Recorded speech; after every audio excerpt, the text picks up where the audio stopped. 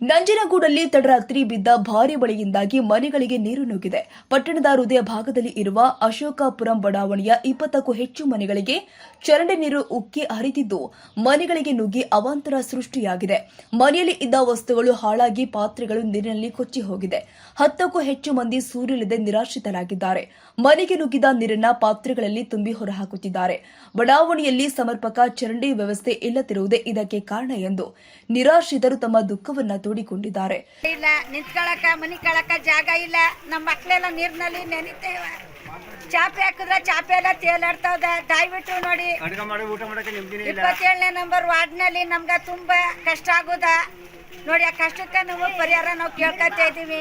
ದಯವಿಟ್ಟು ನಿಮಗೂ ಸಣ್ಣ ಮಕ್ಳಿದ್ದು ಇದ್ದೇವೆ, ನಮ್ಮ ಮಕ್ಳಿಗೂ ಒಳ್ಳೇದು ಮಾಡಿಕೊಡಿಯಪ್ಪ ಅಂತ ನಾವು ಕೇಳ್ಕೊತಾ ಇದ್ದೀವಿ. ನಮಗೆ ಇವತ್ತು ಊಟ ಇಲ್ಲ, ನಮ್ಮ ಮಕ್ಳಿಗೆ ನಿದ್ರೆ ಮಾಡೋಕ್ಕೆ ಜಾಗ ಇಲ್ಲ, ವಿದ್ಯಾಭ್ಯಾಸ ಬರ್ಕೊಳ್ಳೋಕ್ಕೂ ಮಕ್ಳಿಗೆ ಸ್ಥಳ ಇಲ್ಲ. ಇವತ್ತಿನ ದಿನದಲ್ಲಿ ನೋಡಿ ದಯವಿಟ್ಟು ನಮ್ಗೆ 27ನೇ ನಂಬರ್ ವಾರ್ಡಲ್ಲಿ ನಮ್ಗೆ ತುಂಬ ಅವಕಾಶ ಮಾಡಿ.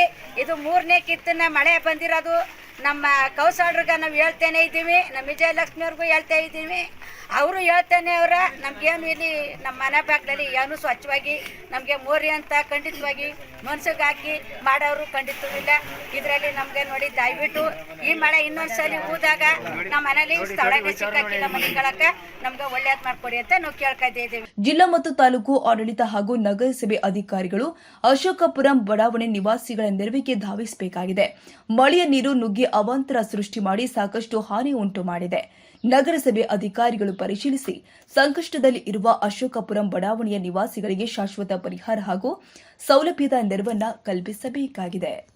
ಇದು ಹೆಚ್ಚು ಕಡಿಮೆ 3ನೇ ಸತಿ ಮಳೆ ಬಂದಿದೆ. ಟೋಟಲಿ ಕಳೆದ ಒಂದು ಸತಿ ಬಂತು, 3ನೇ ಸತಿ ಬಂದಿದೆ. 3ನೇ ಸತಿ ಪ್ರತಿ ಸಾರಿನೂ ಇದೇ ತರ ತುಂಬ್ಕೊತಾ ಇದೆ ಮಳೆಯಲ್ಲಿ. ಇಲ್ಲಿ ಹೆಚ್ಚು ಕಡಿಮೆ ಒಂದು 8-10 ಮನೆಗೆ ತುಂಬಾನೇ ತುಂಬಿ ಎಲ್ಲ ಮನೆಗಳಕ್ಕೂ ಜಾಗ ಇಲ್ಲ, ಅವ್ರು ಅಡುಗೆ ಮಾಡ್ಕೊಂಡು ತಿನ್ನಕ್ಕೂ ಜಾಗ ಇಲ್ಲ. ತುಂಬ ನಗರಸಭೆ ಕಮಿಷನರ್ಗೂ ಹೇಳಿದ್ವಿ, ವರ್ಕ್ ಮಾಡ್ತೀನಿ ಅಂತ ಹೇಳಿದರೆ ಇನ್ನೂ ವರ್ಕ್ ಶುರು ಮಾಡಿಲ್ಲ.